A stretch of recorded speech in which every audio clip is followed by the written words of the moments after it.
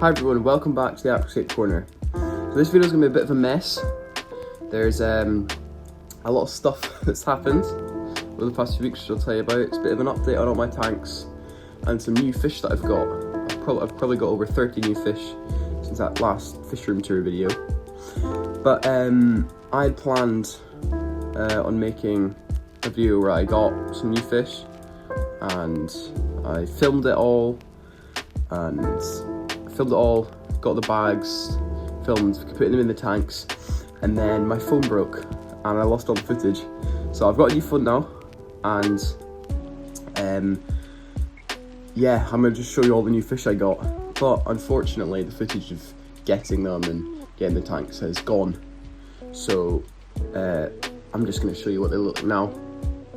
So the first fish that I got were 10 of these cherry barbs. I got roughly a 50-50 mix of males and females, and you see the males are scrappy. I think there's about 6 males and 4 females, but the females, they've got, it says where they're spawning. The females are getting full of eggs and spawning. Obviously the eggs are just getting eaten because there's so many fish in this tank, but it's okay. The next fish I got were more of these Chopre Danios. There's 12 of them in here now. These guys are almost max size. See, they're very hard to film, but these guys are looking really good. Next up are these pair of swordtails. These are quite hard to film as well. But there's the male. These are high-fin green swordtails, I believe. And there's the female. They both have the high-fin gene. The female's, you can see she's pregnant.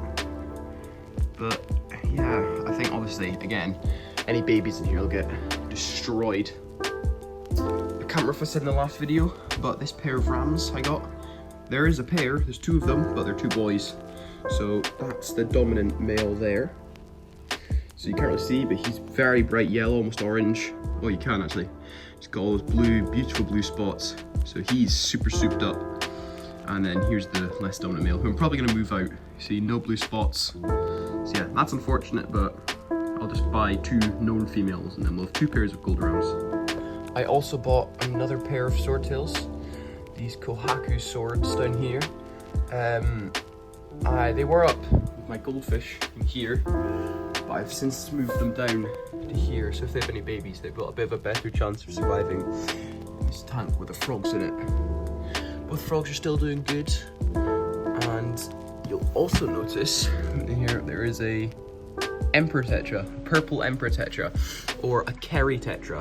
That's what I'm referring to them as, just because I think it's just confusing. I'm saying purple emperor tetra. Oh, I can't even say it. Purple emperor tetra and emperor tetra. So originally for this tank, I bought 6. Where is he? 6 emperor tetras, and I've since realised that only one of them is actually a true, there he is, only one of them is an actual true emperor tetra. Beautiful male here. All the others are purple emperor tetras, like these ones, or Kerry tetras, and you can see this is the female with that orange adipose fin back there. And yeah, there's 3 males and 1 female of the Kerry tetras, and 1 male emperor tetra. One of them died fairly early. So we've got 4 Kerry tetras and 1 emperor tetra. So the male to female ratio of the Kerry tetras in here, I've lost them again, is very skewed. There's 1 female and 3 males. As you can imagine, the males are constantly fighting.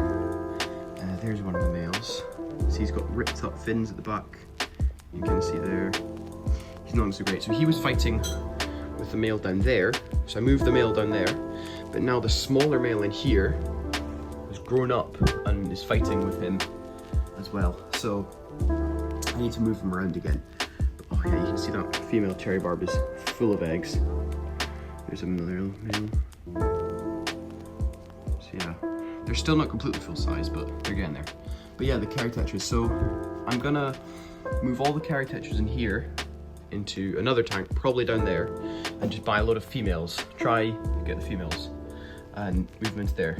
Luckily, the females are very easy to sex because they have that orange fin just in front of their tail. It's called an adipose fin. And neither the male Caritetras nor any emperor tetras possess that adipose fin right there. I also don't know if it was in the previous video, but I moved my male powder blue dwarf gourami up to this tank with my female down here. These guys have been showing a bit of spawning action in here, which they're doing well, but obviously no bubble nests because there's that amount of flow.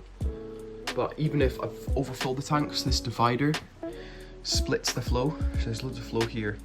It's still here, but there's still too much movement for a bubble nest. Some other new fish I got are these 3 platies here, a male and 2 females.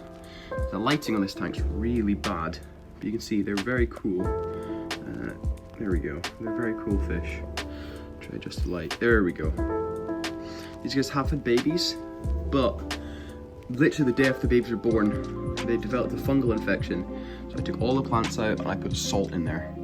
I heavily salted it. That fixed the infection, but I think it's killed off the majority of the babies in here. So we're gonna have to wait for the next spawn. I also got this big group of, I think they're a bit of swordtails, platies, hybrids. They're a bit of a genetic mess. But I got these, someone was giving them out serving 2 babies, so I thought free fish was not to love. So I think they've got a bit more swordtail in them than they do platy. As you can see, I got them and they've got pretty badly ripped up fins.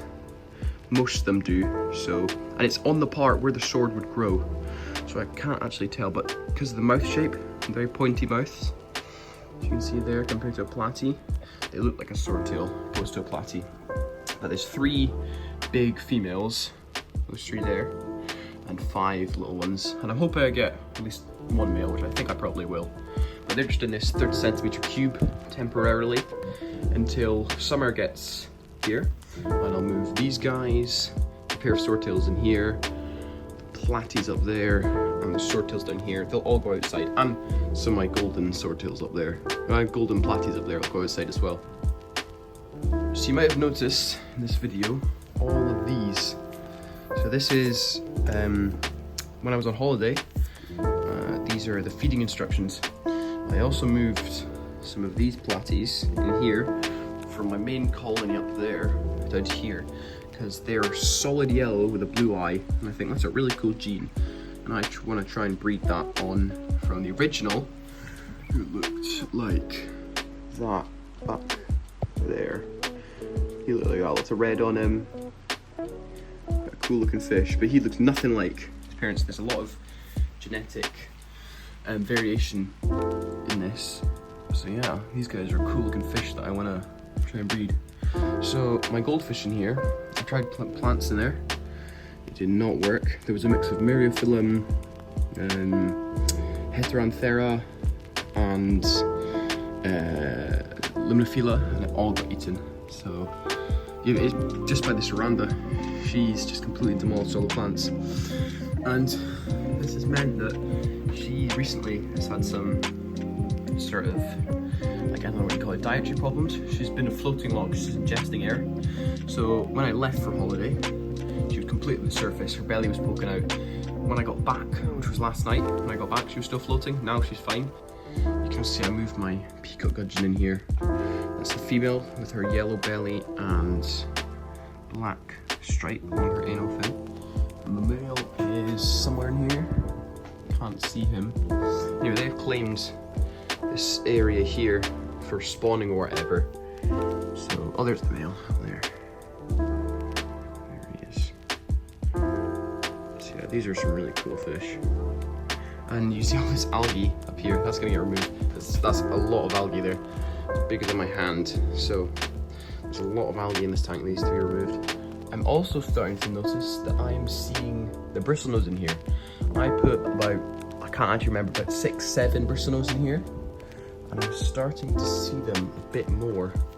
I've seen them multiple times today, and I usually never. And they're about 1 centimeter when I put them in, and now they're about 3 centimeters. So they've definitely grown, and they're looking good. So they're what's keeping the wood nice and clean, along with the Nerite snail in here, which I never see. I see him maybe once a week. there's a nerite and all the many ramshorn snails in here. So this video is a bit of a mess, but just a bit of an update, what's coming in the future, and why I haven't been uploading. So as I said last time, every Sunday is going to be when I upload. And yeah, this video is a bit of a mess, there's a lot of waffling and stuff, so I'll try to clear it up a bit.